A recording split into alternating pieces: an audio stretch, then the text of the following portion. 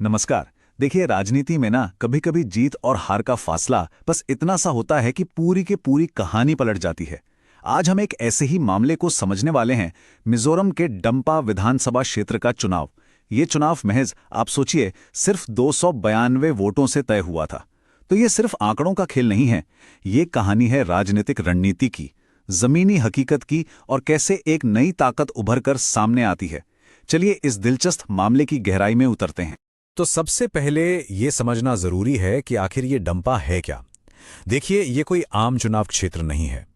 यहाँ की जो सामाजिक बुनावट है, जो जातीय समीकरण है, वो इतने पेचीदा हैं कि हर चुनाव एक नई पहेली की तरह सामने आता है।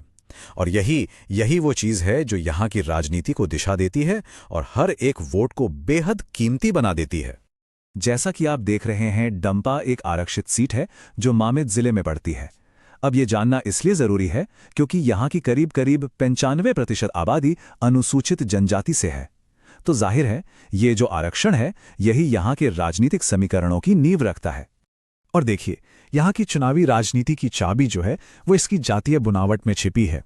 हाँ, मिजो समुदाय का बहुमत है, करीब 63%। लेकिन असली खेल त्रिपुरी और चकमा समुदाय के हाथ में है। इनकी आबादी भले ही 18% और 15% हो, पर असल में ये किंग मेकर हैं। इनका वोट जिस तरफ जाता है, सारे समीकरण बदल जाते हैं। इसीलिए कोई भी पार्टी इन्हें नजरअंदाज करने का रिस्क ले ही नहीं सकती। चलिए अब सीधे मुद्दे पर आते हैं। बात करते हैं 2023 के उस राजनीतिक ड्रामे की जिसके नतीजे ने सच में सबको हैरान कर दिया।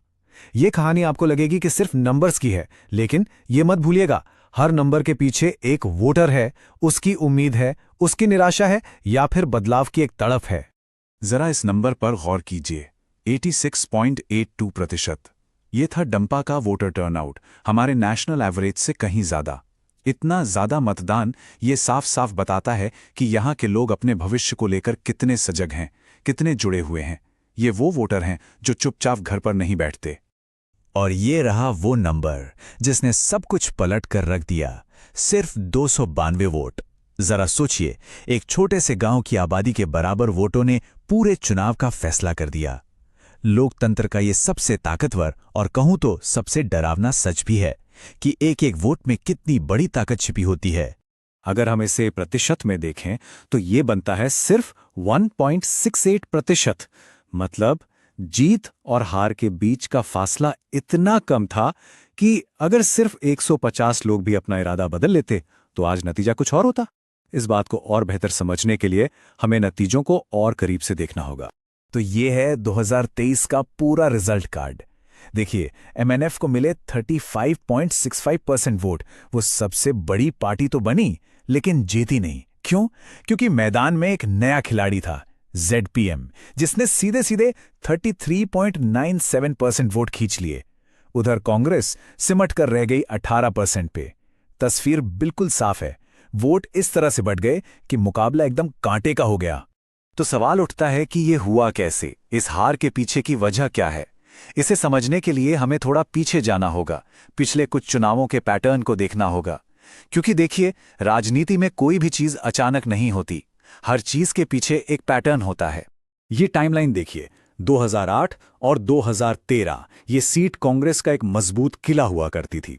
फिर 2018 में एमएनएफ ने इस किले में सेंध लगाई और सीट जीत ली। लेकिन 2023 में जेडपीएम ने ऐसी जबरदस्त एंट्री की कि सारे समीकरण ही बदल गए। इससे एक बात तो साफ है, डंपा के वोटर किसी एक पार्टी के बंधुआ नहीं हैं। वो काम देखते हैं, विकल्प देखते हैं और फिर अपना मन बनाते हैं। इस पूरे चुनाव की सबसे बड़ी कहानी इसी स्लाइड में है। कांग्रेस का वोट शेयर जो 2018 में 27% था, वो गिरकर सीधा 18% पर आ गया। तो सवाल ये है कि ये 9% वोट गया कहां? जवाब बिल्कुल साफ है, ये वोट सीधा गया जेडपीएम के खाते में, जिसका वोट शेयर लगभग 0 से बढ़कर करीब करीब 34% हो गया। ये एक साफ इशारा है कि कांग्रेस के जो पारंपरिक वोटर थे, उन्होंने बदलाव के लिए जेडपीएम को एक नया विकल्प माना, और बस यही वो बदलाव था जिसने एमएनएफ की पक्की जीत को हार में बदल दिया। देखिए, जब मुकाबला इतना करीबी और कड़ा हो तो अक्सर बहस का स्तर गिर जाता है। इसीलिए एक बात याद रखना बहुत जरूरी है, किसी भी राजनीतिक संवाद में व्यक्ति की गरिमा बनाए रखना और अपनी बात जिम्मेदारी के साथ रखना, ये सबसे ऊपर होना चाहिए। आखिर यही तो हमारे लोकतंत्र की बुनियाद है। अच्छा, अब जरा उम्मीदवार पर आते हैं। लाल रिंतुलवांगा साइलो, उनकी अपनी ताकत क्या थी, पार्टी के पास क्या संसाधन थे? क्योंकि कोई भी चुनाव हो, कैंडिडेट का चेहरा बहुत मायने रखता है।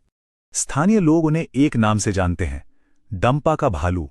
ये सिर्फ एक निकनेम नहीं है, ये उनकी पूरी राजनीतिक पहचान है। ये नाम उनकी जमीन से जुड़ी, मजबूत और एक जुझारू छवि को दिखाता है। एक ऐसा नेता जो अपने लोगों के लिए लड़ने से कभी पीछे नहीं हटता। तो ये जो स्कोर कार्ड है, ये उनकी ताकत और कमजोरियों का एक आईना है। अपने पुराने वफादार समर्थकों के बीच उनका विश्वास बहुत मजबूत है, 8/10, लेकिन युवाओं के साथ उनका कनेक्शन थोड़ा कमजोर है। एक विधायक के तौर पर उनकी काबिलियत अच्छी है, पर आज के डिजिटल जमाने में टेक्नोलॉजी से दूरी एक बड़ी कमजोरी बन जाती है। उनकी छवि एक सम्मानित पुराने नेता की है, लेकिन बढ़ती उम्र भी एक चुनौती है। ठीक है, तो हमने विश्लेषण तो कर लिया। अब बात करते हैं समाधान की। आगे का रास्ता क्या है? भविष्य में जीत के लिए एक ठोस रणनीति, एक ब्लूप्रिंट क्या हो सकता है? चलिए इसे समझते हैं। तो भविष्य की जीत के लिए ये चतुर्मुख सिद्धांत एक अच्छा फ्रेमवर्क हो सकता है। ये 4 पिलर्स पर खड़ा है। पहला, चुनावी रणनीति, मतलब उन स्विंग बूथों पर फोकस करो जहां जीत हार का अंतर बहुत कम था। दूसरा, नैरेटिव, यानी लोगों के सामने स्थिरता और विकास की एक पॉजिटिव कहानी रखो। तीसरा, संगठन, अपनी जमीनी टीमों को, कार्यकर्ताओं को फिर से मजबूत करो। और चौथा, संसाधन, अपने गठबंधन का फायदा उठाओ और विकास के काम जमीन पर दिखाओ। अब इस रणनीति को लागू कैसे करें? उसके लिए ये रहा एक 90 दिन का एक्शन प्लान। देखिए, पहले 30 दिन सिर्फ तैयारी, वोटरों को समझो, उनकी शिकायतें सुनो, ताकि आपका पूरा अभियान सही मुद्दों पर हो। अगले 30 दिन अभियान को तेज करो, घर घर जाओ, सोशल मीडिया पर छा जाओ। फिर अगले 20 दिन बड़ी रैलियों और पर्सनल मुलाकातों से माहौल बनाओ। और आखिरी 10 दिन बस एक ही काम, अपने वोटर को बूथ तक लेकर आना और आखिरी मिनट की अफवाहों से बचाना। और आखिर में सबसे जरूरी बात, वो मुद्दे जो डंपा के लोगों के लिए सच में मायने रखते हैं।